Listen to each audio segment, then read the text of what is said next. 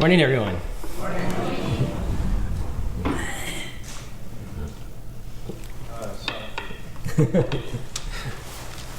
Please join me in Gashal.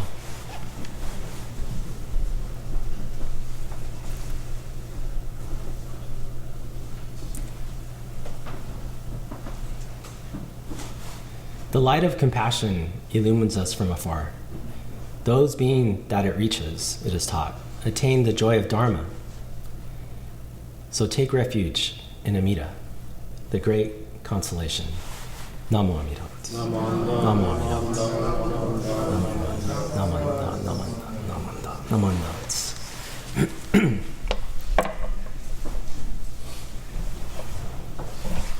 So, this being the first Shoshinge service of the year, it's kind of getting back into the routine of things for the year for me. I was traveling a lot. I was down in Oxnard for a little while visiting my family, and also too out in the Central Valley where Mark's family lives, visiting the Sacramento Buddhist temple. And actually, one of the things I noticed when I was visiting the temples is they have a brand new service book. I guess that was just put out by the BCA. And they've been doing the Shoshinge, but starting from the Wasan forward.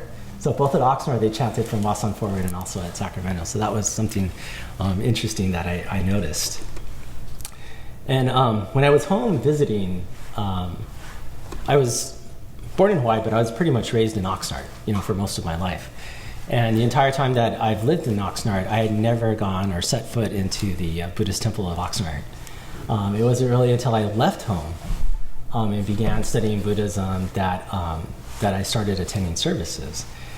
So when I went back this time, I was like, okay, I'm going to make it a point to go visit the Oxnard Buddhist temple. So we got up it was a Sunday before Christmas, and my parents decided to come with me. So we walked in, and it was, first when we got there, I think it was probably 10 till, and the doors were locked.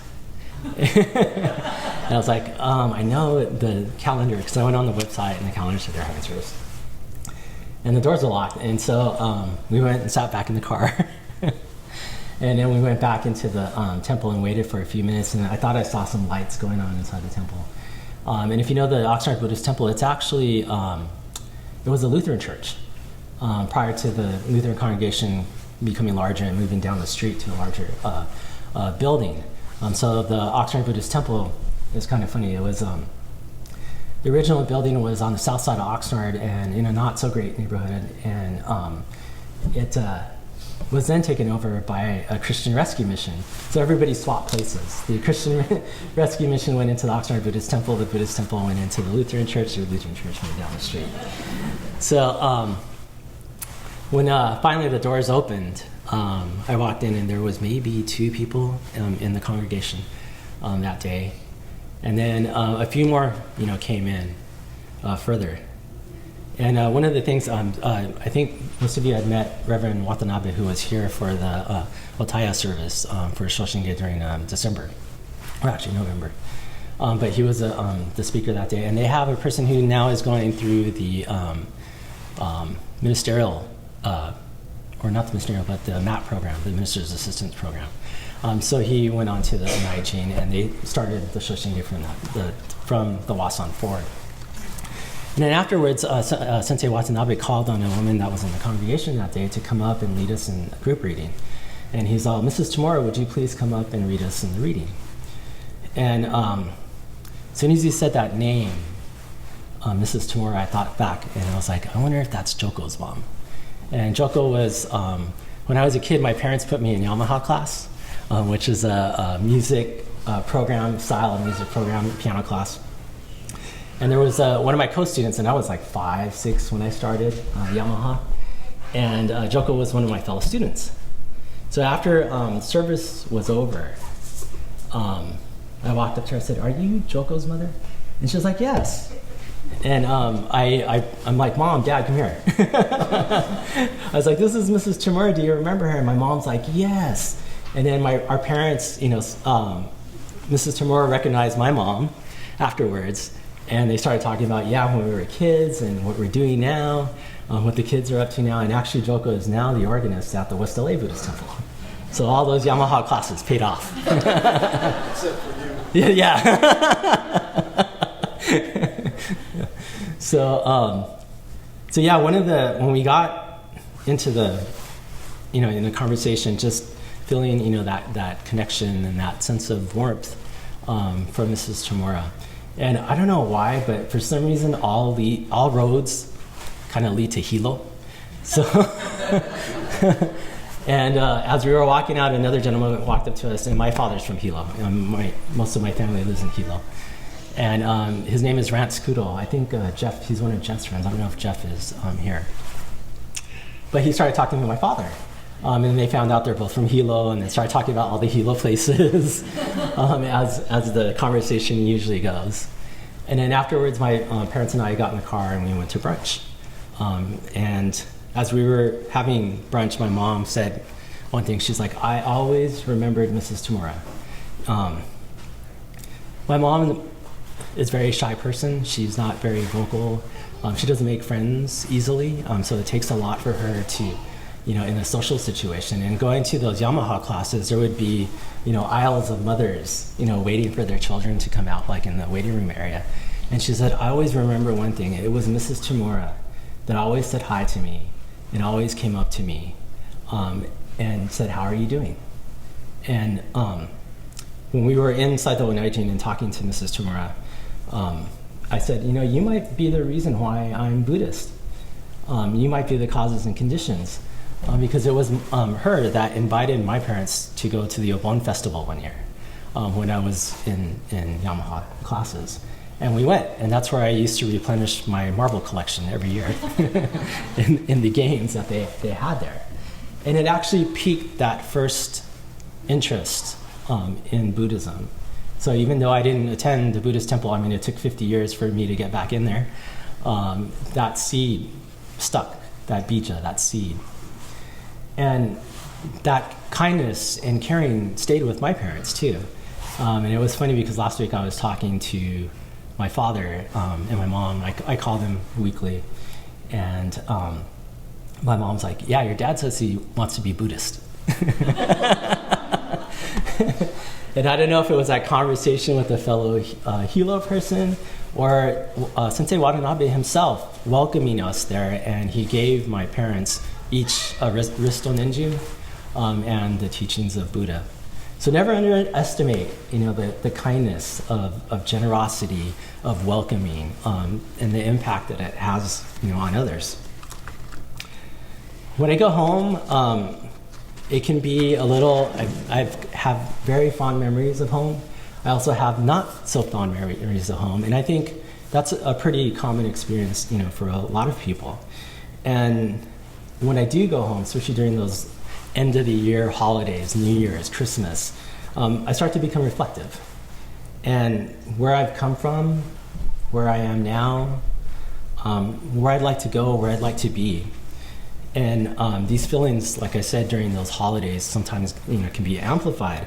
And I think of the things that I'd like to do to improve my life or my well-being, whether it's physical or emotional, exercising more, meditating. And I'm sure many of you have these same feelings during those year-end holidays. But if I'm not too careful, I start to grasp at future visions of myself. And this can happen to the point where I don't allow myself to enjoy the present moment. And I've had some experiences where an example of this would be a few years ago, I went back to visit my family in Hawaii, and I took the Marie Kondo book home, on the plane with me. And I was reading it on the trip, The Joy of Cleanliness, or I think that was the name of the book. And halfway through my trip in Hawaii, I'm like sitting on the beach, and I couldn't wait to get home and start purging. And that diminished, my enjoyment of that moment of being on a beach in Hawaii. What better place? And I was sitting here thinking about pulling everything out of my closet. And so there can be this real danger, I think, sometimes of this culture of what we now call self-optimization, of idealizing some perfect future, or state. I appreciate Sensei Kubata's, he likes to quote this phrase. It's been attributed to Bill Keane, that says, and it was in Kung Fu Panda, if some of you know Kung Fu Panda. Yesterday is history. Tomorrow is a mystery. Today is a gift, which is why we call it the present. So this keeps me from, putting those types of pressures, those ideas that I should be perfected or reaching some kind of perfected state, and really to stay in the present moment. I recently watched an interview with Melinda Gates, and she says she no longer makes New Year's resolutions. She picks words, and so she uses that word, to guide her during her actions during the course of that year. And so I thought this year that I would do the same thing for myself. And so that word that I chose for myself this year is allow. To allow. To allow myself to muddle through difficult situations. To allow myself to have difficult emotions. To allow myself to make mistakes when trying new things. Allow my thoughts to rise in meditation. Sometimes I think when we're taught meditation, we're taught to let the thoughts arise, but I treat it like a game of whack-a-mole. It's like, what am I having for dinner? Whack. What do I need to do next? Whack. And not to do that, and just allow those thoughts. Allow myself to experience the joy of the Dharma. Allow myself not to struggle and just be carried away by the ocean of Amita's vow. So Reverend Kentanaka has this beautiful image, which I'm sure many of you are familiar with, of the swimmer who is out at ocean, and he sees the island that he needs to get to, but he can't, get there. He starts swimming, he begins to struggle, he starts to sink, and then he finally realizes at some point that he needs to let go, that he needs to allow himself to be carried by the ocean of the vow. And that's not to say that that Jodo Shinshu is a fatalistic worldview. It is absolutely not. As we're taught, in the Eightfold Path. Susan, what is the E in VT Sklem? Effort. There you go. It's part of our Eightfold Path and part of our tradition. But this story captures this sense of knowing that we're supported, knowing that the universe is on our side. And Reverend Tanaka has a quote at the very beginning of his book that I'd like to read to you regarding the story of struggle. It says, this story in a nutshell captures the heart of Jodo Shinshu spirituality. The drowning sailor symbolizes our human condition, which is best explained by the Buddha's realization. We all experience suffering. Our natural response is to attempt to swim out of our predicament. But no matter how strong and well-trained, we are unable to swim to that distant island. Try as we might, the effort is futile. At that very point, we are called to let go of our struggle and to trust the ocean. The result is a dramatic change in which we experience release, joy, and awareness. Within this Jodo Shinshu spiritual transformation called Shinjin awareness, we are infused with an inviting sense of well-being and a spontaneous desire to assist others to reach happiness. Naman Davutz. So it is my wish for myself and for all of you to this year to allow things to unfold within your life and to experience the joy of the Dharma. Please join me in Gassho.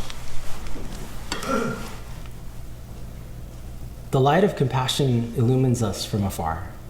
Those being that it reaches, it is taught, attain the joy of Dharma. So take refuge in Amida, the great consolation. Namo Amida Butsu. Namo Amida Butsu. Namanda, Namanda, Namanda.